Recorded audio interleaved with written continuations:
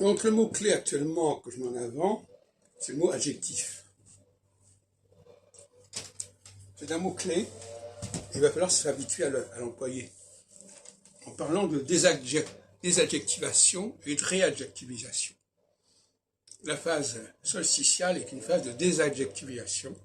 C'est-à-dire qu'on ne peut pas préciser les choses, on ne peut pas mettre un adjectif, on ne peut pas qualifier les choses. Et la phase équinoxiale est une phase de réadjectivation, c'est-à-dire qu'on veut requalifier les choses, repréciser, reformuler les choses. Donc ce mot adjectif que j'emprunte forcément à la linguistique, puisque j'ai montré que, en fin de compte, l'adjectif était la clé même de la démarche linguistique, et que on pouvait très bien imaginer une économie du langage avec un très petit nombre de radicaux, de matrices, et un très grand nombre d'éléments ajoutés. Le mot adjectif lui-même voulant dire ajout. Alors ce qui est ajouté, il y a les préfixes, il y a les déclinaisons, qui impliquent d'ailleurs un prolongement, il y a les conjugaisons, il y a les dérivations, et tout ça, ça vaut aussi bien au niveau du langage qu'au niveau de la société.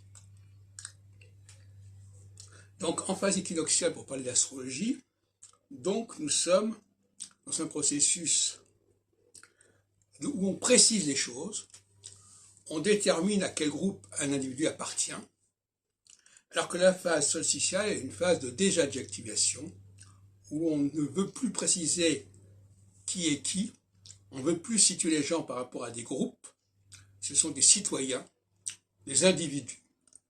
Et par conséquent, il n'y a pas de démarche statistique possible dans ce cas-là, en tout cas pas de démarche catégorielle qui puisse être envisagée. Alors, de toute façon, l'adjectivation, elle est binaire. Il n'y a pas 36 solutions, elle est binaire. C'est le haut ou le bas, c'est le supérieur et l'inférieur, c'est la gauche ou la droite. Si on ajoute le au-delà du 2, c'est la foule, c'est la confusion. Et c'est pour ça que l'astrologie zodiacale à 12 signes est quelque chose de complètement obsolète. À moins, bien entendu, de reclasser les signes par catégorie, par triplicité, par quadruplicité, etc. Bon, c'est un autre problème encore. Mais la dualité, l'adjectif doit être dans la dualité. C'est le re et le d, c'est le up et le down, c'est le in et le out, etc., pour parler anglais.